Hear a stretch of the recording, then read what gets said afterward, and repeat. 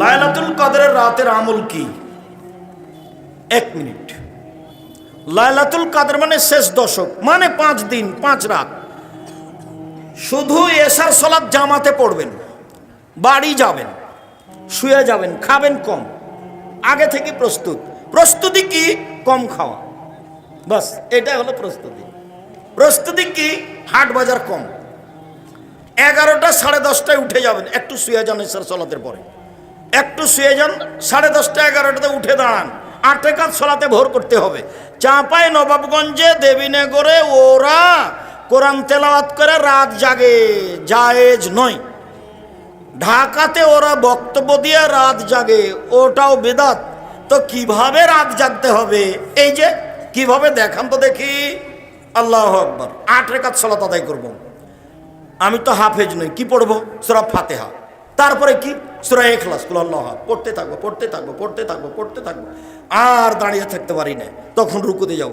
কি বলবো? সুবহানাল্লাহ আযীম কতবার? লক্ষ কোটি বার, যতক্ষণ থাকা যায়।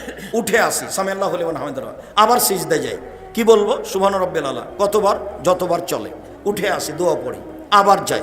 কতবার? যতবার চলে। এ হলো 1 রাকাত। এভাবে আরেক রাকাত, এ হলো 2 রাকাত, এভাবে আর 2 রাকাত, এ হলো 4 রাকাত। এইবার আসলো তাসবিহ তাহলিল, ক্ষমা চাওয়া, কান্নাকাটি।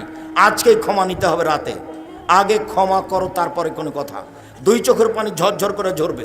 দরজা থেকে ভিতর থেকে শিকলি লাগিয়ে দিতে হবে, বাইরে থেকে যেন কেউ না আসতে পারে। নির্জনে কান্নাকাটি করতে হবে। ক্ষমা আজকে নিতে হবে ঘন্টা যাবত। এরপরে আবার 4 রাকাত পড়তে পড়তে দেখা যাবে আজান হয়ে আসছে। এরই নাম হলো রাত জাগা। বুঝা গেল না কথা? এটাই স্পষ্ট, এটাই নীতি। আয়েশা রাদিয়াল্লাহু তাআলা আনহা বলেন, আল্লাহর নবী প্রথমে 4 রাকাত পড়তেন।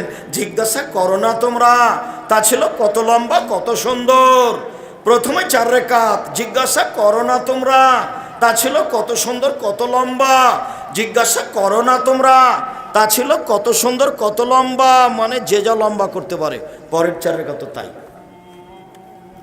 মসজিদের জমি মসজিদের নামে লিখে না দিলে মসজিদের নামাজ হবে কি? হবে। তবে লিখে নেন, চাপ দিয়ে যদি না দেয় তাহলে মসজিদ বাতিল করতে হবে, অন্য জায়গায় জমি ঠিক করে মসজিদ করতে হবে। ওই মসজিদের পশ্চিমে নতুন করে কবর দেওয়া হয়েছে। জি না, অক্ষ করা নাই তো এখন এই মসজিদই সরাতে হবে। আর নইলে অক্ষ করে দিলে মসজিদ আর এই কবরের দেওয়ালের মধ্যে আর একটা অতিরিক্ত প্রাচীর দিতে হবে,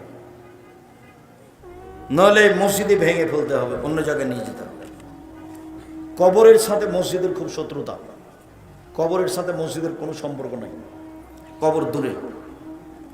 আসসালামু আলাইকুম ওস্তাজি, অজু করার সময় কোনো কথা বলা যাবে কি? যাবে, কোনো সমস্যা নেই, বলা যাবে না, বলাটাই শিরক। কোরআন মাজিদ ভালোভাবে পড়তে না পারলে বা শুদ্ধভাবে পড়তে না পারলে কোনো রকম করে যদি পড়তে পারে ডবল নেকি হবে। তো মহিলা বৈঠকে যে বলেছে পাপ হবে, ও বুঝতে পারেনি, সেই জন্য ওর বাপও কোরআন বোঝে না। সে ধর্মকে এমনভাবে সংকীর্ণতার দিকে নিয়ে যাচ্ছে বোকামি করে। আল্লাহ নবী বলছেন কোন রকম করে যদি ছেঁচড়া মেচড়া করে পড়তে পারে ডবল নেকি। আর যারা কোরআন মাজিদ বুঝে ওরা দামি ফেরেশতাদের সাথে থাকবে, দামি ফেরেশতাদের সাথে। ছেলের আকিকা দেওয়ার জন্য শ্বশুরের কাছ থেকে সাহায্য নেওয়া যাবে? সাহায্যের কথা বললে কেন? তোমার শ্বশুর নিজে থেকে দিবে, যে কেউ দেখ, বন্ধু বান্ধব আকিকা দিলেই হলো। 7 দিনের দিন করতে হবে, 6 দিনও হয় না, 9 দিনও হয় না, 8 দিনও হয় না, 7 দিনের দিনই হতে হবে। শ্বশুরের কাছে সহজে কোনো জিনিস নিতে যায় না। তবে তোমার শ্বশুর 7 করে আকিকা নিজে দিয়ে দেখ না, কোনো সমস্যা নেই। ওই বিবাহের সময়তে যৌতুক হারাম। আমার স্বামী আমাকে সহজে কোনো কিছু দেয় না, এমন অবস্থায় যদি আমি আমার স্বামীর রাখা ধান গম বা টাকা তাকে না জানিয়ে নিয়ে নিই, তাহলে কি আমার গুনাহ হবে? হবে না। তবে ক্ষতি করার মতো নিবেন না। হাদিস বুখারী মুসলিম। আল্লাহ নবী বলেছেন আবু সুফিয়ানের স্ত্রীকে যে তুমি তোমার জন্য এবং তোমার ছেলেমেয়ের খরচের জন্য তোমার স্বামীকে না বলে নিয়ে নিতে পারো, আপনি নিতে পারেন, সংসারের জন্য ওরকম বড় ক্ষতি না হয়। কোন পরিবার 700 করো, আরো বাড়াও, বাড়াতে থাকো, আদম সন্তানের সব নেকি বাড়তে থাকে। হজের হোক, দানের হোক, কোরআন তেলাওয়াতের হোক, তাসবিহ তাহলিলের হোক, কুরবানির হোক, ভালো আচরণের হোক, সব নেকি বাড়তে থাকে। আল্লাহ ফেরেশতাকে বলেন লিখে দাও, বাড়িয়ে দাও। কাল আল্লাহ তাআলা, আল্লাহ তাআলা বলেন ইল্লা সমা, তবে সিয়াম, ফাইনাহু লি, সিয়াম আমার ব্যাপার, অনা আজিজি বেহি, প্রতিদিন আমি দিব। সিয়ামের এরকম কোনো 2-5 নেকি নাই, 200-500 নেকি নেই। সিয়াম পালন করলে একটা লোক এত নেকি পাবে, 1 রাত নেকি পাবে, 5 রাত নেকি পাবে, এরকম কোনো কথা আল্লাহ এবং আল্লাহ রাসূল সিয়ামের ব্যাপারে বলেননি। সিয়াম একটা ভিন্ন ইবাদত। সিয়ামের প্রতিদান আল্লাহ নিজে হাতে দিবেন। সিয়াম এমন একটা ইবাদত যে ফেরেশতাকে বলবেন না এই লোকটা সিয়াম পালন করেছে, নেকি লিখে দাও, বাড়াও বাড়াও। ইবাদতের জগতে আল্লাহর ভয়ে 1 ফোঁটা চোখের পানি আল্লাহর কাছে অনেক অনেক অনেক বেশি প্রিয়। রাসূল সাল্লাল্লাহু আলাইহি সাল্লাম বলেন লা ইয়ালজার রাজুলুন নারা বাকামিন খাশিয়াতিল্লাহ হাত্তা ইয়ালিদাল লাবানু ফি দারে। গাভীর বান থেকে, ওলান থেকে দুধ বের করে ভিতরে ঢোকানো যেমন অসম্ভব, আল্লাহর ভয়ে কাঁদে যে তার জাহান্নামে যাওয়া তেমনি অসম্ভব। আল্লাহর ভয়ে কাঁদে যে সে জান্নাতে যাবেই যাবে। সবচেয়ে প্রিয় ইবাদত আল্লাহর কাছে আল্লাহর ভয়ে 1 ফোঁটা চোখের পানি। লাইসা শাইউন আহাব্বা ইলাল্লাহি মিন কাতরাতাইনি ওয়া সারাইনি। আল্লাহর নিকটে 2টি বিন্দু ফোঁটা যত প্রিয়, পৃথিবীর কোনো কিছু আল্লাহর কাছে তত প্রিয় নয়। তার 1 নম্বরে হচ্ছে কাতরাতু দমইন মিন খাসিয়াতিল্লাহ, আল্লাহর ভয়ে 1 ফোঁটা চোখের পানি। আল্লাহর ভয়ে 1 ফোঁটা চোখের পানি আল্লাহর কাছে যত প্রিয়, পৃথিবীর কোন ইবাদত আল্লাহর কাছে তত প্রিয় নয়। সালাত নয়, হজ নয়, দান খায়রাত নয়, তাসবিহ তাহলিল নয়। 1 ফোঁটা চোখের পানি আল্লাহর কাছে যত প্রিয়, পৃথিবীর কোনো কিছু আল্লাহর কাছে তত প্রিয় নয়। সেমও নয়। এর পরেও আল্লাহ, কেউ যদি সারা রাত কাঁদে, চোখের পানি ঝরঝর করে ঝরাই, তারপরেও আল্লাহ নেকি নিজে হাতে লিখবেন না। কাকে লিখতে বলবেন? ফেরেশতাকে লিখতে বলবেন। তার মানে সিয়াম ভিন্ন ধরনের ইবাদত। ইবাদতের জগতে সবচেয়ে শক্তিশালী, পাওয়ারফুল, ক্ষমতাধর ইবাদত হলো দান। কোন ইবাদত দানের কাছে টিকবে না। সালাত আদায় করে মানুষ জান্নাত পাবে, জান্নাত কিনতে পারে না। সিয়াম পালন করে মানুষ জান্নাত পাবে, জান্নাত কিনতে পারে না। হজ করে মানুষ জান্নাত পাবে, জান্নাত কিনতে পারে না। দান এমন একটা ইবাদত যে দান করে মানুষ জান্নাত কিনতে পারে। আল্লাহ বলছেন যে আমি তোমাদের টাকা এবং তোমাদের জানের বিনিময়ে জান্নাত আমি তোমাদের কাছে বিক্রি করে দিয়েছি, কিনে নাও। বিচারের মাঠে আপনি বলবেন আমি জান্নাত পাবো কেন? জান্নাত আমি কিনে নিয়েছি, জান্নাত তো আমার ব্যাপার। আর এত শক্তিশালী ভিন্ন ইবাদত যে আপনি দান করলেন এখানে, আর কবরের শাস্তি বন্ধ হয়ে গেল আপনার মায়ের।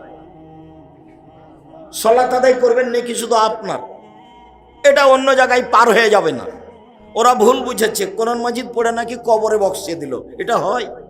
কোরআন মাজিদ পড়লে আপনারই নেকি হবে, আর একজনের কিছু করতে পারবে না। আর দান এমন নেকি যে আপনার তো হলোই, আপনি মায়ের জন্য দান করেছেন, ওই জন্য কবরের শাস্তি ওইদিকে বন্ধ।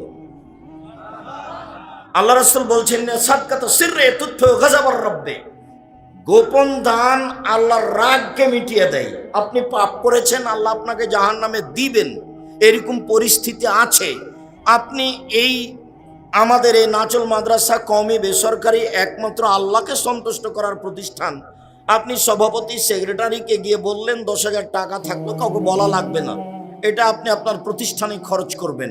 আল্লাহ আপনার উপরে অসন্তুষ্ট ছিলেন, এর কারণে তার রাগটা মিটে গেছে। দান করলেন আপনি নেকি পাবেন, আপনি কিন্তু দানের প্রতিক্রিয়া আল্লাহর উপরে গিয়ে লেগেছে, তার রাগটা মিটে গেছে। এই বিষয়ে আর কথা নেই, আপনাকে আর উনি শাস্তি দিবেন না। ইন্না সাদকাতা তুতফিউল খাতিয়াতা কামা ইতফিউল মাউন নারা, নিশ্চয় দান মানুষের পাপকে ওইভাবে মিটিয়ে দেয় পানি যেমন আগুনকে নিভিয়ে দেয়।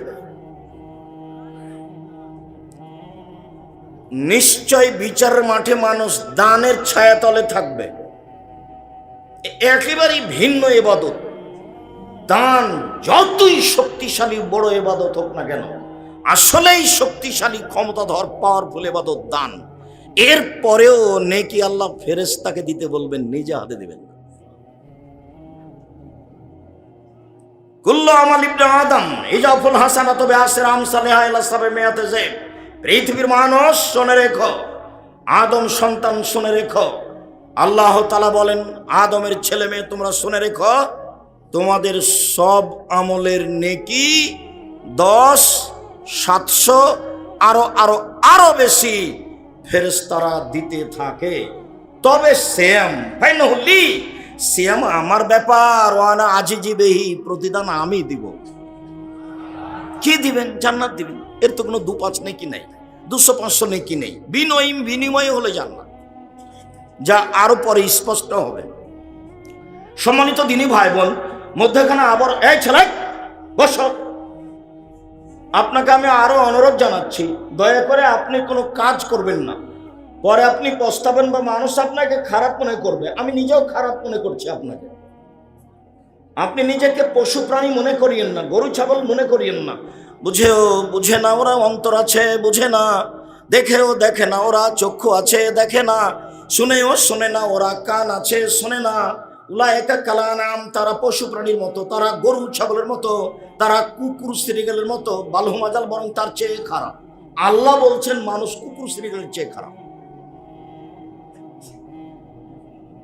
আজকের প্রোগ্রামের জন্য কত ত্যাগ, কত তিতিক্ষে, কত আপনার এমপিকে বলা, ডিসিকে বলা, ওসিকে বলা, পুলিশ সুপারকে বলা, আর কত পরিশ্রম, এত কিছু ত্যাগ তিতিক্ষার পরে আমরা উপস্থিত হয়েছি আলহামদুলিল্লাহ। আর আপনি বসে গল্প করছেন না? আপনার একটু হুঁশ বুদ্ধি হয় না? আপনাকে একটু লজ্জা লাগে না? আপনার একটু শরম হয় না? আপনাকে একটু হায়া লাগে না? আপনার একটু ইতস্তবোধ হয় না? আপনার একটু মানবতায় বাঁধে না? বাধা উচিত। আপনি নিজেকে মানুষ মনে করেন, তাহলেই তো বিবেচনা আসবে। আর নিজেকে যদি পশু প্রাণীর মতো মনে করেন, তাহলে তো আসার যাওয়া গরু ছাগলের মতো কিছুই না, মরা পর্যন্তই শেষ। আপনাকে এটা মনে রাখতে হবে। দুনিয়ার অর্থ সম্পদ, জায়গা, বাড়ি ঘর সব মরা পর্যন্ত শেষ।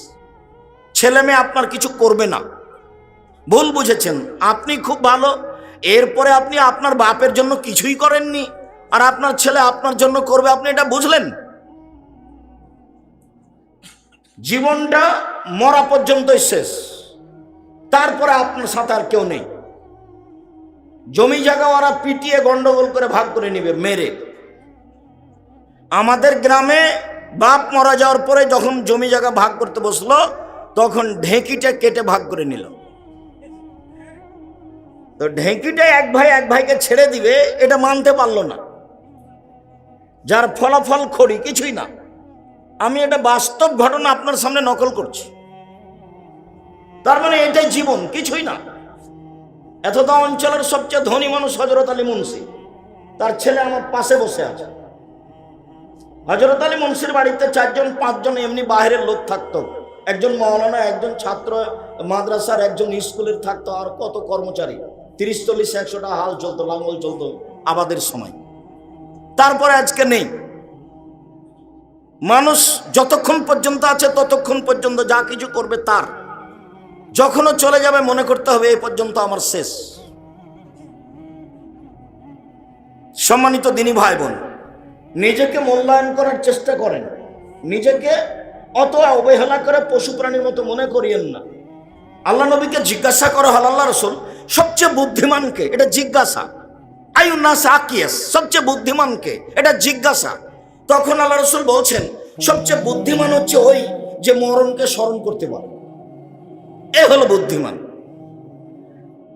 আমরা তো মনে করবো যে সামাজিক কাজ ভালো করতে পারে সেই বুদ্ধিমান। তা আল্লাহ রাসূল বললেন যে মরণকে স্মরণ করতে পারে সেই হলো সবচেয়ে বুদ্ধিমান। তো মরণকে স্মরণ করেন, যা করা লাগবে সেটাই করেন। নাচল মাদ্রাসার আমার যারা শিক্ষক ছিলেন কেউ নেই, সবাই চলে গেছে। মোজাহার মাওলানা ছিলেন এই প্রতিষ্ঠানের স্কুলের শিক্ষক, তিনিও চলে গেছেন। সম্মানিত দিনী ভাই বোন, বলছিলাম ইবাদতের জগতে ব্যতিক্রম ভিন্ন ধরনের ইবাদত হলো সিয়াম। 1 নম্বর হাদিস পেশ করলাম, তবে এখানে একটা কারণ উল্লেখ করা আছে, কারণটা বলি, এই কারণটা আবারও বলবো। আল্লাহ বলছেন বলে আজলি ইয়াদা শাহওয়াতাহু তামাহু, আমি নিজ হাতে কেন প্রতিদান দিব? আমার কারণেই তো সে 2টা জিনিস ত্যাগ করেছে, 1 খাদ্য, 2 প্রবৃত্তি। আমার কারণেই তো সে মন মতো চলেনি, এই জন্য আমি তাকে নিজে হাতে প্রতিদান দিব।